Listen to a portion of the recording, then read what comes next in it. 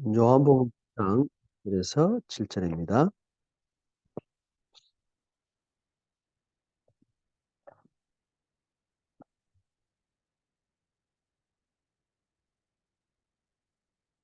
요한복음 9장 1절에서 7절입니다. 우리 같이 합독해서 읽겠습니다. 예수께서 길을 가실 때에 날때부터 맹인된 사람을 보신지라. 제자들이 물어 이르되 라비여, 이 사람이 일어난 것이 누구의 죄로 인함이니까? 자기니까 그의 부모니까? 예수께서 대답하시되 이 사람이나 그 부모의 죄로 인한 것이 아니라 그에서 하나님이 하시는 일을 나타내고자 하십니다. 때가 아직 낮음에 나를 보내신 일을 우리가 하여야 하리라. 말별이니 그때는 아무도 일할 수 없느니라. 내가 세상에 있는 동안에는 세상의 빛이로라. 이 말씀하시고 땅에 짐을 뱉어 진영을 이겨 그의 눈에 바르시고 이르시되 실로암 못에 가서 씻으라 하시니 실로암은 번영하면 보냄을 받았다는 뜻이라. 이에 가서 씻고 밝은 눈으로 왔더라. 아멘. 예. 어,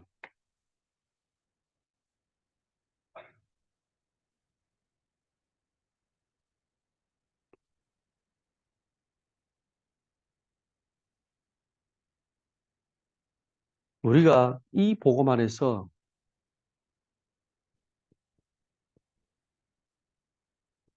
모든 문제가 끝났다. 복음은 끝난 것이다. 라고 말할 때 우리가 어떻게 이것을 확신 있게 말할 수 있냐라는 부분을 우리 지금 같이 나누고 있습니다. 다음 주부터는 로마서를 하려고 합니다.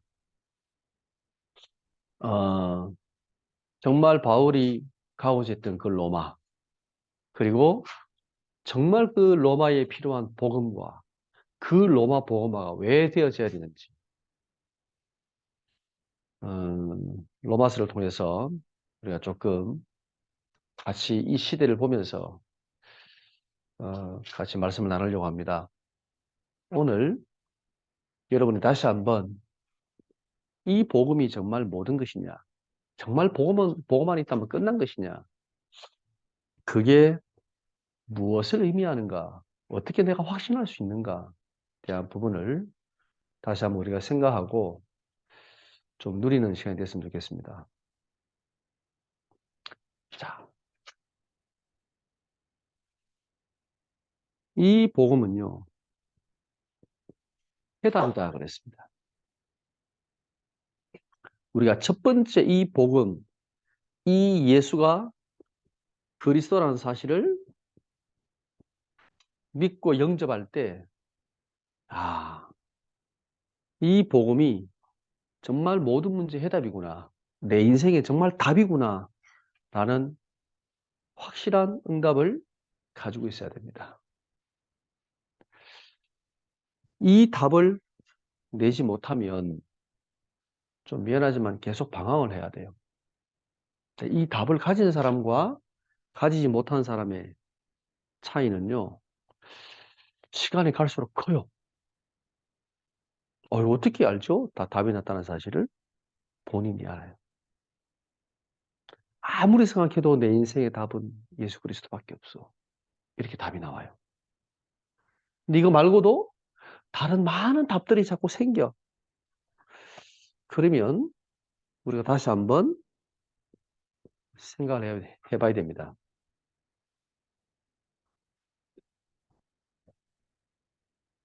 두 번째는요,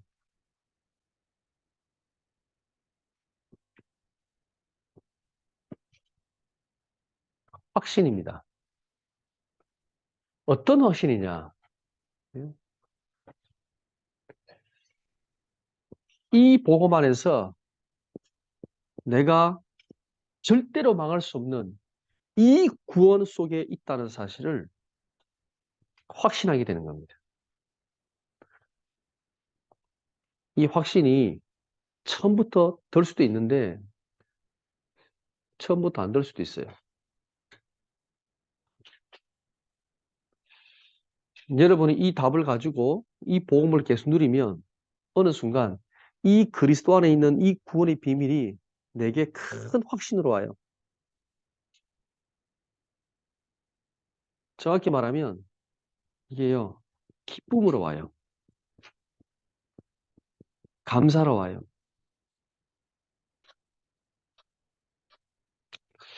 처음에 이 답은 내가 이성으로 머리로 왔다면 이 확신은 내 마음에 오는 거예요. 우리는 이 복음을 그리스도를 만났을 때 전인격적으로 만나는 거거든요. 정말 예수가 그리스도가 맞는가? 이 그리스도가 모든 문제 해결인가? 여기에 대한 여러분 답을 가졌다면 그 다음에 하나님 주시는 게요. 여러분 마음과 생각의 확신입니다. 그게 이 복음에 대한 이 말씀이 정리가 될 때 확신이 오는 거예요. 저는 이 구원의 확신이 하나님의 말씀을 통해서 왔거든요. 그래서 여러분이 하나님의 말씀을 정확하게 듣는 게 참 중요합니다. 그리고 내게 주신 말씀으로 정확히 언약을 붙잡아야 됩니다. 그러면 그 말씀이 어느 순간 내 마음과 생각에 역사하기 시작합니다. 이게 기쁨으로 와요. 확신으로 와요. 감사로 와요. 감격으로 와요. 그때부터는 흔들리지 않아요. 누가 뭐라 그래도 안 흔들려요. 내가 무슨 어떤 상황 가운데 있어도 문제 속에 있어도 흔들리지 않아요. 그건 내 문제지. 이 하나님 주신 언약과 하나님의 구원과 이 말씀하고는 아무 상관이 없어요. 자, 그때부터 우리는 이 복음을 누리게 됩니다. 누림.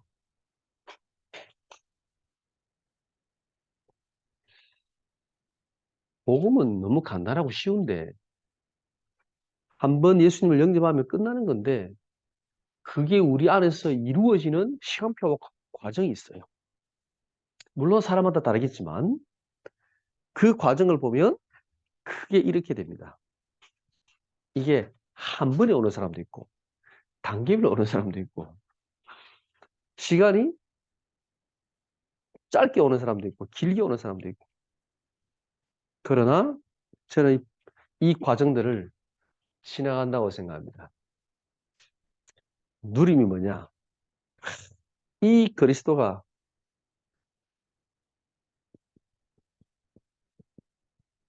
날마다 나에게 필요하구나라고 깨달아집니다.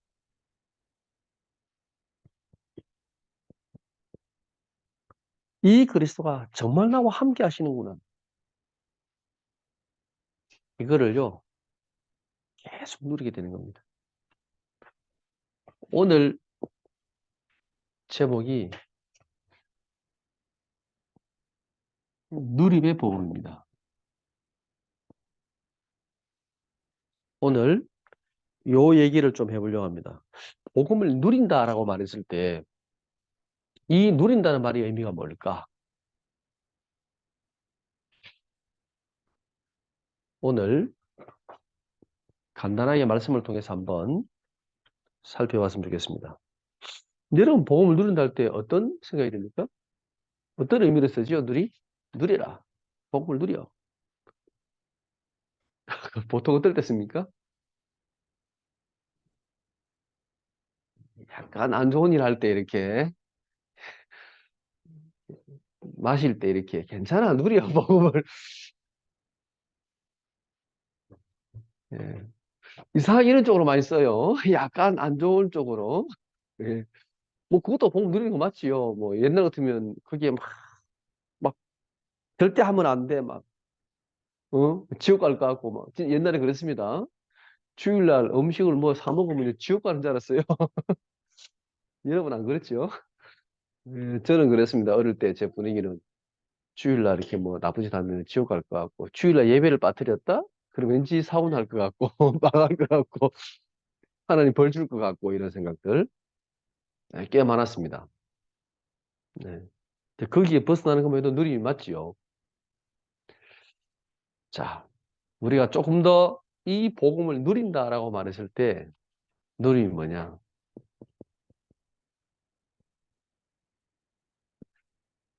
일단 첫 번째로요. 우리 스스로 이 복음을 누리는 겁니다.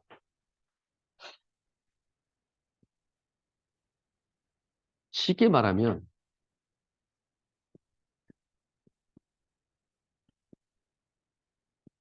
괜찮답니다.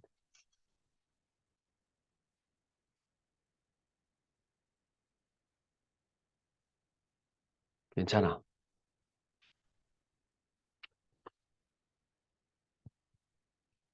성경에 일단 우리가 확인하겠습니다. 창세기 20장 1절에서 2절.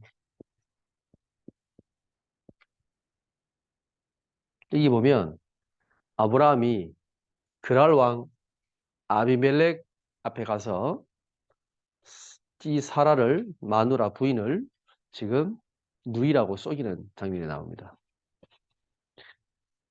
분명히 아브라함이 거짓말했습니다. 이 거짓말이 첫 번째입니까? 두 번째입니까? 여기 지금 20장이 두 번째입니다. 네. 애굽 내려갈 때 거짓말했고 거기서 또 하나님 건져줬는데 그죠? 또 거짓말하고 있는 거예요. 한 번이면 이해해 주지만 두 번째면 조금 생각해 봐야 될 거 아닙니까? 지 살라고 결국은 자기 살라고 마누라를 지금 팔아먹는 거죠. 분명히 이걸 봤을 때는 이거는 불신앙이야 라고 말할 수 있어요. 충분히. 한 번이면 아이고 실수지 이렇게 말할 수 있지만 두 번이면 안 그렇잖아요. 그러니까 분명히 아브라함이 불신앙이거든요. 근데 두 번 이 정도 되면 하나님이 정신 차리도록 이제 실컷 고생하게 만들어야 되는데 정신 버뜩 나도록. 근데 하나님 어떻게 얘기하십니까? 아비멜렉에 나타나가지고 뭐라고 얘기하십니까? 야, 그 여자는 그 사례는 내 종, 어, 아브라함의 부인이야. 당장 돌려줘. 안 돌려주면 니 다 죽는다. 하나님 아비멜렉이 나타나셔가지고 완전히 협박하십니다. 그러니까 아비멜렉이 얼마나 당황스럽습니까? 자기는 잘못한 게 없잖아요. 그때 했는 말입니다. 하나님, 의로운 백성도 하나님 멸하십니까? 나는 깨끗한 손으로 했는데요.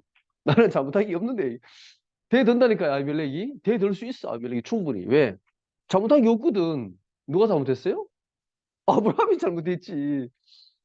하나님, 저는 깨끗한 손으로 했는데요. 하나님, 의로운 백성도 하나님, 멸하십니까? 라고 대들었습니다. 그때 하나님이, 야, 당신 돌려줘. 아브라함 나의 선지자야. 아브라함이 기도해야 네 집의 모든 재앙이 떠날 거야. 그때 하나님이 이미 벌을 내리셨어요. 무슨 벌을? 태를 다 닫아버렸어요. 이 태를 닫았다면 아기를 놓을 수 없잖아요. 엄청난 저주입니다. 아브라함이 기도해야지만 너희 집의 재앙이 떠나갈 거야. 라고 얘기하십니다. 아브라함 불신앙했는데 하나님이 아비멜렉 앞에서 아브라함을 하나님의 종, 선지자로 굉장히 높여주십니다. 아비멜렉이 아브라함 볼 때 어떻게 보였을까요? 어떻게 보였을까요? 좀 모자란 놈 이렇게 보였을까요? 마누라 팔아먹었으니까 모자란 놈인데 아비멜렉이 볼 때요. 와, 대단하다. 여호와의 진짜 저 하나님의 선지자구나. 이렇게 보였습니다. 진짜 아브라함이 기도할 때 재앙이 따라갔다고 되어 있습니다. 쉽게 말하면 아브라함이 불신앙해도 괜찮아. 안 망해요. 망할 것 같지요? 안 망해요. 여러분이 불신앙 좀 해도 안 망해요. 괜찮아.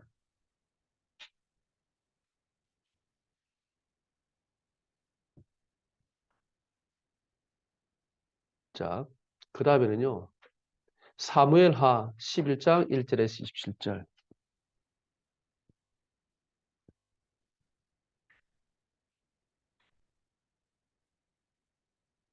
여기에 누가 나오냐? 다윗이 나옵니다. 이 다윗이 지금 나단 선지자에게 책망을 받는 장면이 나오거든요. 그죠? 이 지금 다윗이 지은 죄가 뭐냐면 하나님 보시기에 여호와의 보시기에 악하다라고 말씀하십니다. 악한 짓 했어요, 안 했어요? 다윗이 했어요. 그죠? 그 우리아의 아내를 바세바를 범했잖아요. 살인죄, 간음죄, 간음죄도 나쁘지만 이 살인죄 일부러 죽였다니까. 죽음으로 집어넣었다니까요, 다윗이. 아무도 모르게. 그 누구도 눈치 못 채게 완벽하게. 일단 머리가 좋아야 범죄를 해도 머리가 좋아야 완벽하게 하는 거예요. 그죠? 아무도 눈치 못 챘어. 설마 다윗 왕이 저 훌륭한 왕이 그죠? 그렇게 했을까? 그렇게 했어요. 그 믿음 좋은 다윗 왕이 여러분 인간은 다 똑같아요. 누구나 실수할 수 있어요. 누구나 죄 가운데 빠질 수 있는 존재예요. 인간은. 이 땅에 완벽한 사람이 있어요? 없어요? 절대로 없어요. 여러분이 목회자를 볼 때도 완전한 인간으로 쳐다보면 안 돼요. 절대로. 어떻게 목사님이 완전한 인간입니까? 모자란 인간이지. 안 그래요? 그러니까 자꾸 시험 드는 거예요. 근데 보세요. 분명히 성경에서도 여호와의 보시기에 악한 죄를 범했다라고 되어 있습니다. 왜? 십계명을 두 개나 어겼어, 두 개나. 근데 다윗이 뭐라고 기도합니까? 다윗이 보면 이 나단 선지자의 책망을 듣고 침상이 젖도록 뭐냐면 회개 기도하잖아요. 그죠? 근데 하나님의 성령을 거두어가지 말라고 기도합니다. 이 말의 의미가 뭔지 아십니까? 지금 우리는 하나님 성령이 영원히 우리와 함께 하지만 구약 시대에는 성령께서 오셨다가 떠나가셨습니다. 성령이 떠나가면 어떻게 돼요? 아무것도 안 돼요. 정말 다윗은 어릴 때 성령 충만받았잖아요. 그죠? 사무엘에서 나와서 기름 부었잖아요. 그때부터 성령 충만했거든. 다윗이 대단한 사람이기 때문에 골리앗이 이긴 게 절대 아니야. 여호와의 성령의 충만함을 받았기 때문에 다윗은요 어마어마한 축복을 누리게 된 거예요, 사실. 본인이 그걸 알아요, 몰라요? 알아요. 양칠 때, 그지요? 물맷돌 던질 때 여호와의 성령께서 내 안에 충만히 임하고 역사한다는 사실 본인이 알아요, 몰라요? 알아요. 여러분 성령 충만 느끼십니까? 안 느끼십니까? 느껴집니다. 너무 기쁘고 감사하고 행복하고 빠지지 않고 힘이 나고 계속 나오잖아요. 믿음이 생기고. 그 내가 잘나서 그런 게 아니라니까요. 하나님 주신 성령이 충만하니까 이 다윗은 알고 있어. 하나님 그 성령이 충만함을 성령의 역사를. 그런데 엄청난 죄를 보면서 그러면 성령이 그래서 거듭하시는 거예요. 사울에게 오실 때 성령을 하나님 거듭하셨어. 사울은 망한 거예요. 다윗이 눈물로 기도합니다. 하나님 성령을 거두어가지 말아라고. 다윗이 하나님께 성령을 거두어갈 줄 알았을까요? 몰랐을까요? 안 거두어가실 것을 다윗은 확신했던 거예요. 그게 중요해요. 다윗은 여호와께서 나를 떠나지 않으실 것을 확신하고 기도했어요. 이게 중요한 거예요. 왜 하나님이 다윗 보고 야, 내 마음이 합한 자다. 사도행 13장 22절 여기 보면 내가 이새의 아들 다윗을 만나니 내 마음에 맞는 사람이라 내 뜻을 다 이루리라 라고 하나님이 말씀하셨다고 되어 있습니다. 왜요? 다윗은 하나님을 너무 잘 알았어. 하나님이 어떤 분인지 너무 잘 알았어요. 내가 이렇게 범죄했음에도 불구하고 하나님 나를 떠나지 않아 라고 확신했어요. 대단하지 않아요? 구약시대에 신약시대도 아니고 지금 우리가 범죄해 보세요. 여러분 성령 충만할 것 같아요? 이제 짓고 나면 예배 못 드릴 텐데 쪽팔려가지고 못 나올 텐데 하나님 앞에 기쁨 다 사라질 텐데 근데 이 다윗은 보세요. 하나님 이렇게 기도하고 나가잖아요. 놀랍지 않습니까? 그래서 하나님이 다윗을 보고 내 마음이 합한 자야. 하나님을 너무 잘 알아. 아이들이요. 부모의 마음을 너무 잘 알아. 대부분 잘 몰라, 부모의 마음을. 부모가 돼봐야 알아.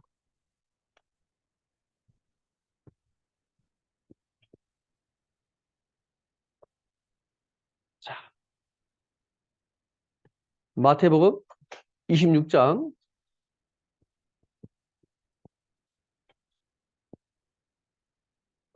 69절에서 75절. 여기 보면 베드로가 나오지요. 이 베드로가 예수님을 부인합니다. 처음에는 그냥 부인하는데요. 두 번째는 맹세하고 부인합니다. 세 번째는요, 저주하고 맹세하고 부인했다고 되어 있습니다. 성경을 보면. 처음에는 그냥, 아, 몰라, 나 예수 제자 아니야. 예수 몰라, 누군지. 맹세하고, 내 손에 장을 찢은다. 맹세하고 부인해서 난 부른다. 세 번째는 저주하면서 맹세하고 부인했다고 되어 있습니다. 이때 할 때, 베드로가 이거 진짜로 했을까요? 가짜로 했을까요? 농담을 했을까요? 진짜로 했을까요? 부인할 때.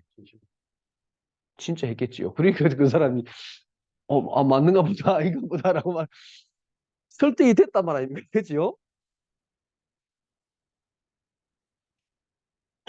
근데 양심이 찔려야 안 찔려요? 찔렸겠지요. 베드로가 마음에 찔렸겠죠. 어쨌든 부인하고 맹세하고 저주했다고 되어 있습니다. 자, 그런데 예수님이 찾아오셔서 우리 요한복음 했지만 여기 대해서 물었어요? 안 물었어요? 안 물었어요. 왜 안 물었을까요? 예수님. 야, 니 그때 왜 날 부인했어? 야, 니 좀 심하다. 니 죽어도 날 부인하지 않는다며. 근데 왜 부인했어? 라고 물어볼 만한데 왜 안 물어봤을까요? 맞아요. 예수님의 베드로의 마음을 아시니까. 알아요. 알고 계세요. 우리가 얼마나 연약한 존재라는 사실을, 우리의 믿음이 얼마나 연약한 존재라는 사실을 하나님 알아요, 몰라요? 알아요. 우리의 체질이 얼마나 복음이 아니라는 사실을 하나님 알고 계세요. 그래서 예수님이 아무것도 문제 않았습니다. 괜찮아. 우리가 했음에도 불구하고, 우리가 이 죄를 범했음에도 불구하고, 우리가 연약하여 넘어짐에도 불구하고, 하나님은 괜찮다라고 말씀하십니다. 왜요? 우리 누구니까? 하나님의 자녀니까. 우리는 어디에 있으니까? 이 그리스도 복음 안에 있으니까. 괜찮아. 안 망해. 죽지 않아. 망하지 않아. 맞습니까? 예. 복음을 누리는 겁니다. 스스로 이 복음을 누려야 됩니다. 저는 우리 랩런터들에게 정말 이 말을 꼭 해주고 싶습니다. 괜찮아. 랩런터들은 실수를 많이 하거든요. 많이 넘어지거든요. 그죠? 괜찮다고. 그래도 안 망한다고. 절대로 망할 수 없다고. 왜? 하나님 자녀라는 것은요, 구원받았다는 것은 망할 수 없는 거예요, 이게. 실패할 수 없는 거라고.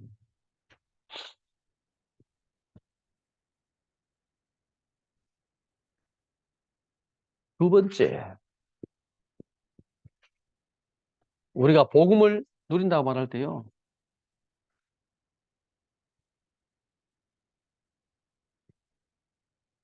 문제 속에서 복음을 누려야 됩니다. 문제 속에서. 창세기 45장 7절에서 8절.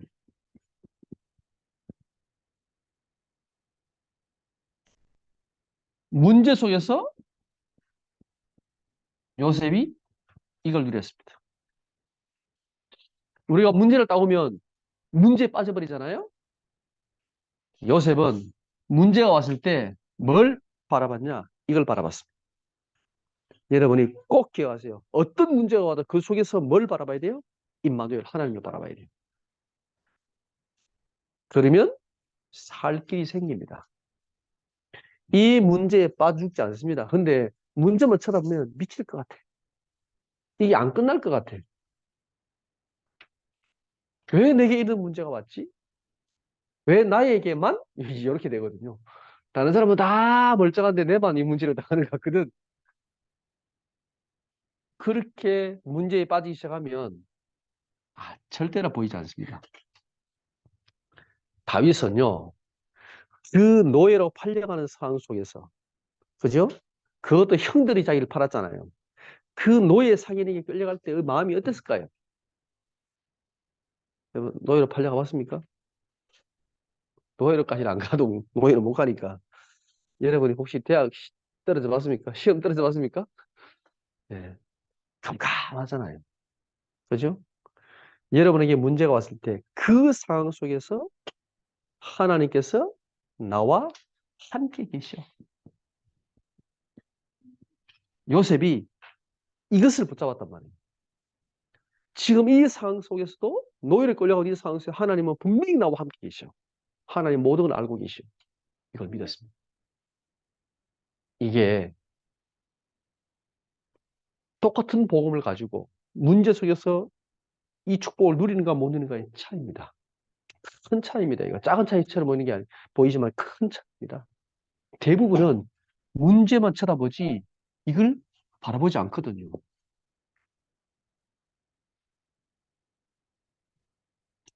창세기 41장 12절.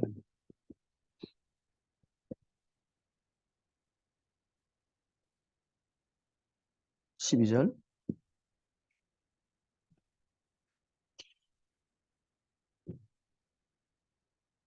자, 여기 보면 감옥에서 드디어 지금 술 맡은 간원장이 이 요셉을 지금 떠올렸습니다. 요셉이 감옥에 갔잖아요. 감옥에서 만난 가장 중요한 사람이 누굽니까? 술 맡은 간원장. 나를 기억해 달라 했는데 까먹었습니다. 언제 기억났습니까? 아래와의 꿈을 꾸고 난 다음에 아무도 해석을 못했어. 이것도 싹 다 죽여야 되겠네. 그랬을 때 지금 술 맡은 간원장이 그때 요셉을 기억했습니다. 그리고 이 요셉이 지금 바로 앞에 딱 서게 되거든요. 근데 거기 보면 나이가 나와요. 나이가 몇 살입니까? 딱 30세. 애굽에서 공무원 할 수 있는 나이가 30세.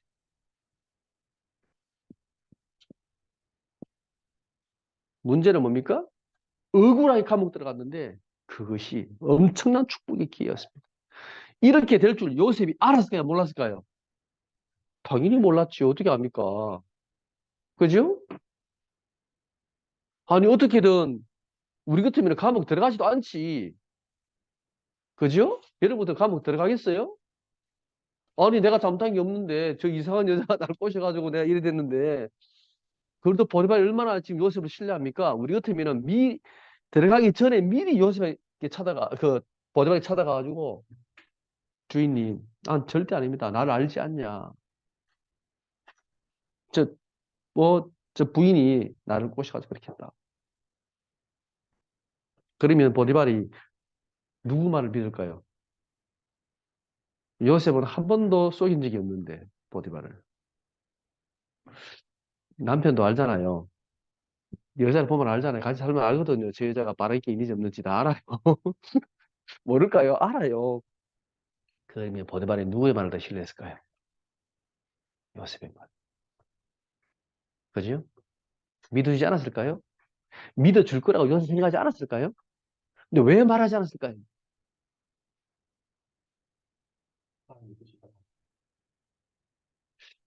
글쎄요. 거기까지는 모르겠습니다만, 요셉이 만약에 그 말을 보디발에게 한다면, 그 보디발의 가정은 어떻게 될까요? 개판되는 거죠. 개판되는 거지요, 진짜로. 안 그래도 의심스러운데, 저 여자. 의심스러운데 요셉 말을, 그 얘기를 자세히 듣는다면 어떻게 될까요, 보디발이? 아마 그래서 요셉이 말하지 않지 않았을까. 괜찮은 놈이에요, 요셉이. 그죠? 그 보디발을 살린 거죠. 배신하지 않은 거죠. 자기를 믿어준 그 주인을 배신하지 않은 거죠. 그죠? 자기 살기 위해서. 우리 같은 말했을 텐데, 그럼 가면 안 들어갈 거, 안 들어갈 거 아닙니까? 최소한 보디발 나오든지, 나오더라도, 어쨌든. 그런데, 억울하지만 들어갔습니다. 감옥에. 그죠? 그것도 술 마시고 가는데 또보다 그 꿈 얘기 다 해줬는데, 다 맞췄는데, 부탁했는데 까먹어버렸어. 그런데 결정적인 순간에 하나님의 기회가 왔습니다. 예. 모릅니다. 우리가 지금 어려움을 당할 수 있잖아요. 문제 속에 빠져 있잖아요. 억울한 일 당했잖아요. 그게 축복의 기회가 될지 누가 합니까? 기다리세요. 하나님 축복을 기다리세요. 저도 기다리고 있습니다. 어느 목사님이 그런 얘기 하시더라고. 교회가 너무 어려워요. 목사님이 자기가 틈만 나면 하나님께 가서 눈물로 기도했는데 하나님 내 기도를 분명히 듣고 계실 거다. 그렇다면 나는 하나님의 역사를 믿는다. 라고 얘기하십니다. 예, 맞습니다. 문제 속에서 우리는요, 세상 사람들 볼 때는 이게 너는 끝났어라고 말할 수 있겠지만 우리에게는 그게 기회가 될 수 있습니다. 보세요. 창세기 41장 38절.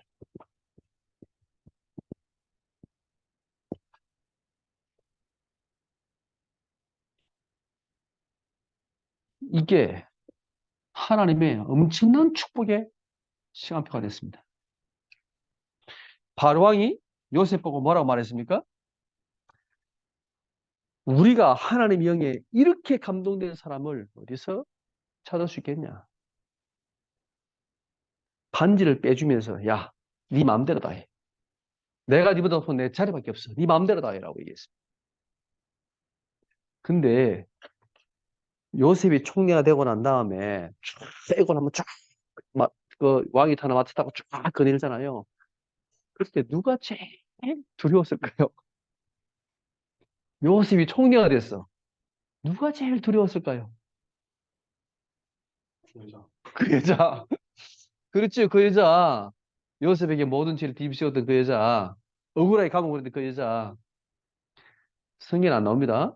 요셉이 복수를 했을까요? 안 했을까요? 할 수 있어요? 없어요? 보디발과 그 아내를 동시에 날릴 수 있어. 인장, 왕이 인장만을 찼다니까? 모든 결정을 네 마음대로 다 해라고 얘기했다니까요? 했을까, 안 했을까요, 요셉이? 안 했을 것 같아요. 예, 안 했을 거예요. 그거 왜 합니까? 할 가치가 없죠. 할 가치가 없죠. 그러면 보디발은, 요셉은 아무것도 없이 총리했잖아요. 배경이 있어요, 없어요? 아무것도 없어요. 아는 사람도 없어요. 그죠? 그 술 마터 가는 한 명 있잖아요. 그죠? 그나마. 보디발이 요셉에게 충성을 했을까, 안 했을까요? 했을까, 안 했을까요?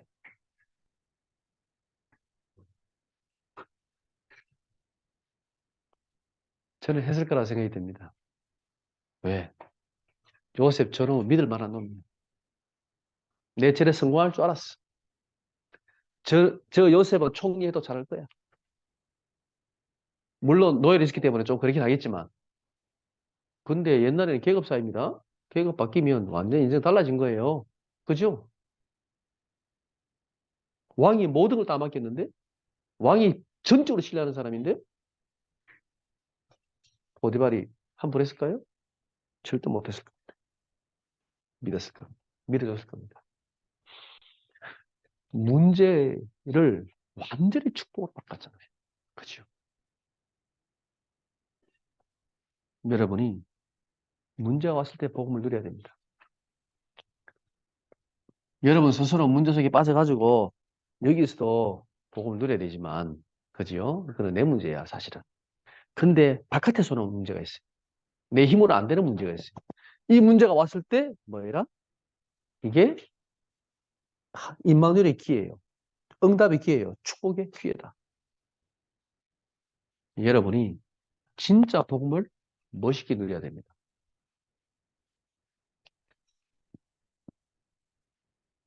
조금 더 멋있게 복음을 누리는 사람이 있습니다.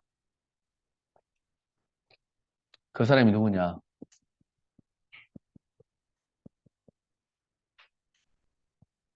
평상시에 복음을 누리는 겁니다.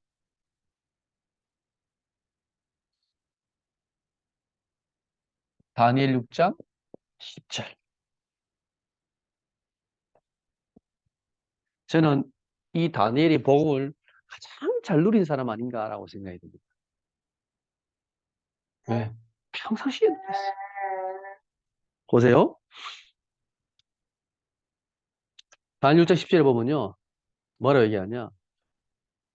전에 하던 대로 윗방에 올라가 그랬습니다.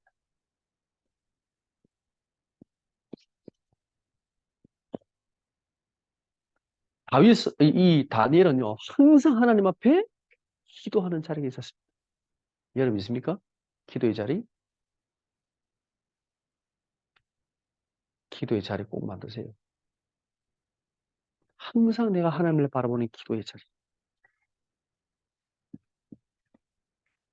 그 윗방 그랬죠, 윗방.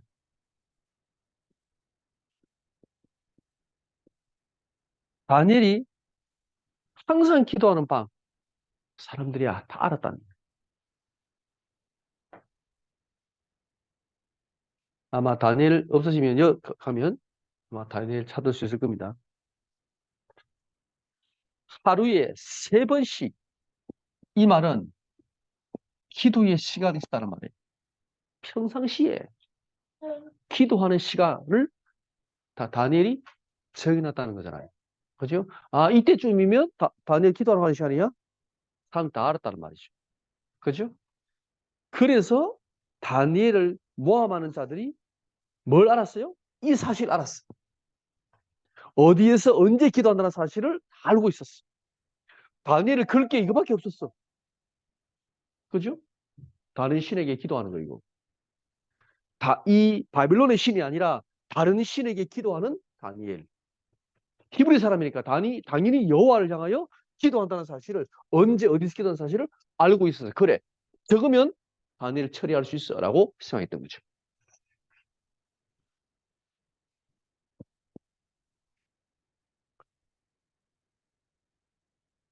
다니엘이요. 예루살렘을 향하여 그랬습니다.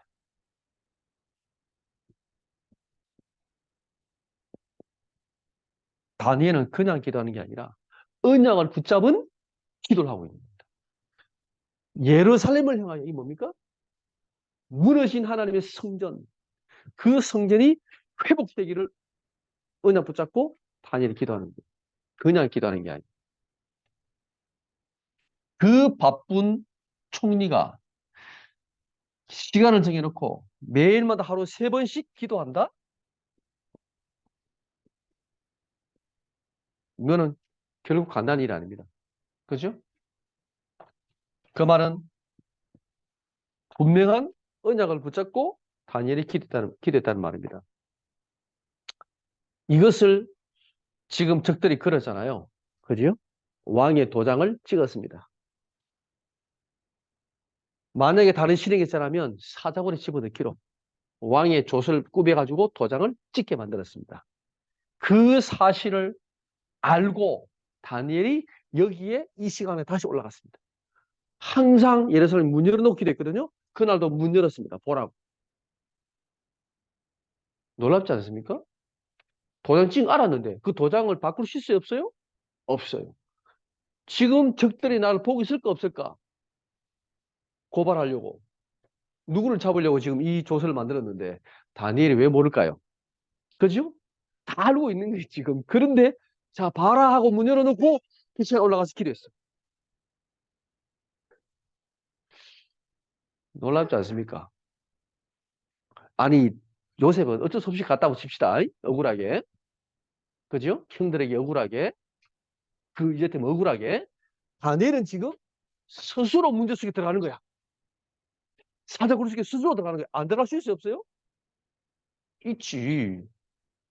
요 자리 방 바꾸면 되잖아. 집이 방이 한 개밖에 없겠어. 총리의 방이. 안 그래요? 창문 닫고 기도하든지, 시간을 바꾸든지, 아니면 지금부터는 정시도 무시기도 할 거야. 이제부터는 이래 하든지. 아니, 얼마든지 방법을 쓸 수 있잖아요. 그런데 왜 안 썼을까요? 왜요?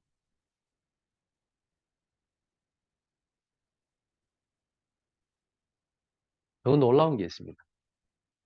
다니엘의 그 기도 내용입니다. 우리가 이쯤 되면 뭘 기도됩니까? 주여, 주의 천군 천사를 보내주시고 역사하시고 하나님 살려주십시오라고 기도해야 되는데, 저 흑암 저 나쁜 놈들 다 무찔러 주세요라고 기도해야 되는데, 다니엘은 뭐라 기도합니까? 감사하였더라 그랬습니다. 감사의 기도를 드렸습니다. 이게 평상시에 언약 붙잡고 복음을 누리는 사람의 기도입니다. 멋있지요? 다니엘을 건드릴 수가 없어. 뭘 감사했을까요? 하나님이 저 적들을 다 무너뜨릴 거니까? 사적으로 들어가면 하나님 기적적으로 나를 살려줄 거니까? 저는 그렇게 생각이 들지 않습니다. 죽을 수도 있지. 사자가 살 수도 있지만 죽을 수도 있지요. 근데 왜 감사했을까요? 하나님 주신 이 언약은 반드시 성취될 거니까. 내가 이 언약을 위하여 지금 가는 겁니다. 사자굴로. 이 나쁜 놈들이, 이 흑암의 세력이 언약을 지금 건드렸습니다. 그죠? 하나님의 가장 중요한 이 지금 성전 회복에 대한 언약을 지금 그로 기도하는 다니엘을 건드렸습니다. 이거 누구 역사입니까? 흑암의 역사야. 사단의 역사야. 이건 영적 싸움입니다. 다니엘이 조금도 흔들림 없이 하나님께 감사했습니다. 왜요? 내가 만약에 사들고다가 죽는다면 뭐 때문에 죽는 거예요? 언약 때문에 죽는 거예요. 그러면 하나님께서 이 언약을 성취하지 않을까요? 꼭 내가 해야 됩니까? 내가 안 해도 하나님이 이 언약을 반드시 성취시킬 거야. 그러나 하나님께서 내게 역사하실 거야. 이걸 통해서 하나님의 영광을 나타내실 거야. 라는 사실을 다니엘은 확신했던 거죠. 놀랍지 않아요? 우리가 복음을 누리는 수준이요. 이렇게 돼야 돼요. 이 정도가 아니고 이건 당연히 누리는 거고. 문제를 당해가지고 거기서 하늘 함께 누리는 당연하고 누려야 되고요. 평상시에. 왜 우리가 정식이 돼야 됩니까? 평상시에. 우리가 왜 말씀에 매주마다 강단을 붙잡고 기도합니까? 평상시에 복음 누리는 거예요. 언약 붙잡고. 이거를 계속하고 있으면 여러분이요. 전혀 흔들림이 없어. 문제가 와도 괜찮아. 그죠? 누가 뭐라 해도 괜찮아. 그죠? 내가 실수해도 괜찮아. 내가 지금 죽음의 길 가운데 들어가도 괜찮아. 죽으면 되지. 뭐가 문제입니까? 하나님께서 역사하실 것이니까. 렘넌트들이 여러분들의 복음을 멋있게 누리기 바랍니다. 결론입니다. 오늘 요한복음 9장을 보고 왜 봤냐? 왜 우리는 복음을 누리지 못하는가? 이 누림이 안 되는가? 오늘 예수님이 제자들과 함께 지금 길을 가다가 맹인을 봤습니다. 그죠?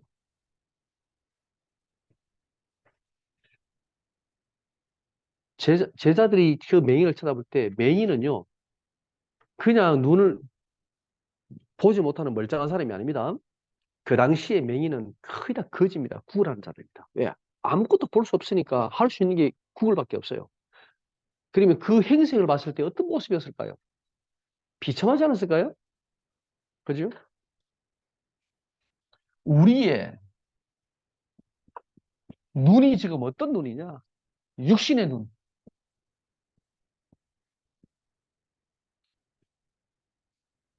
제자들이 맹인을 쳐다볼 때 정말 육신의 눈을 쳐다봤습니다. 저 불쌍한 사람, 저 불쌍한 인간, 저 거지 같은 인간, 거지죠, 거지 인간, 저 맹인.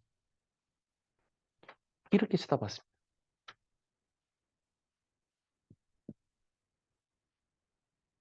그러면서요, 이 생각이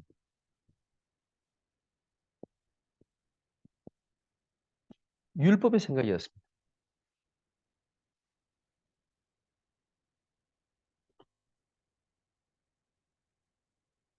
저 사람이 지금 죄인이에요, 죄인. 맹인으로 태어났다는 것 자체가 죄인이야. 그죠?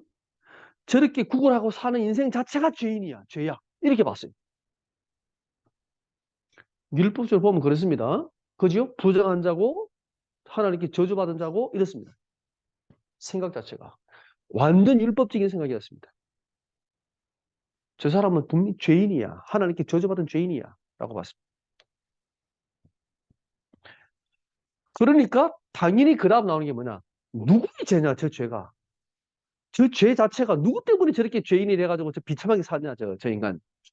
이렇게 봤단 말이에요. 우리의 판단. 그죠?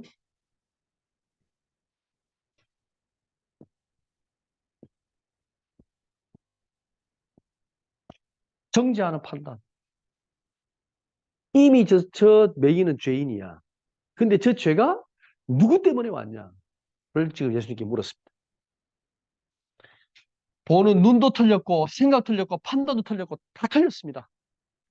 복음이 아닙니다. 그러니까 예수님께서 지금 이 맹인을 볼 때 어떻게 봤습니까? 뭐라고 말씀하셨습니까? 오늘 본문에 보면 이 사람이나 그 부모의 죄로 인한 것이 아니라 그에게서 하나님이 하시는 일을 나타내고자 하심이라 그랬습니다. 이 맹인을 통해서 하나님의 계획을 봤습니다.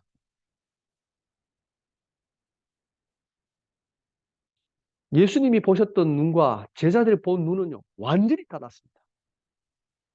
우리가 이 복음을 가지고 왜 하나님의 이 축복, 복을 못 누리냐? 우리의 눈 자체가 틀렸기 때문에.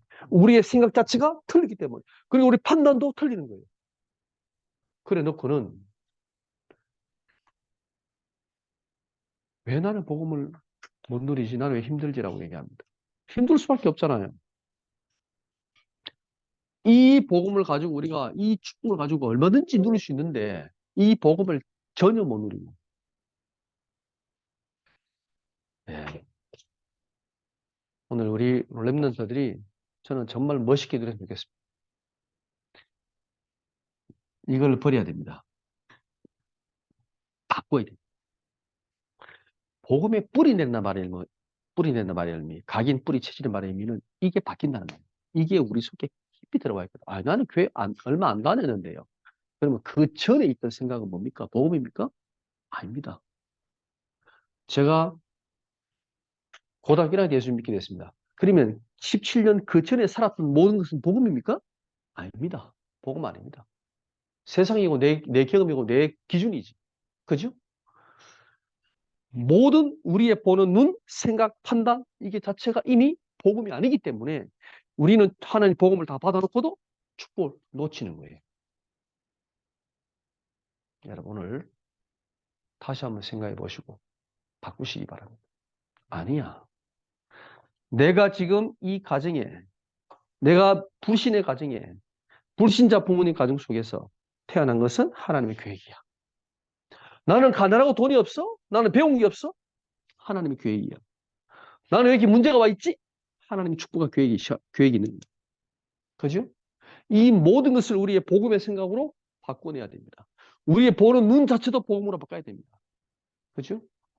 그렇지 않으면 축복이 와 있어도 몰라. 안 보이는 거죠. 이 복음이 얼마나 좋은 겁니까? 누림의 복음. 근데요, 우리가 순간순간 속아요. 이래가 되겠나? 내가 이래가 되겠나? 우리 집 이래가 되겠나? 우리 교회 이래 되겠나? 괜찮습니다. 왜요? 하나님 함께 하시니까.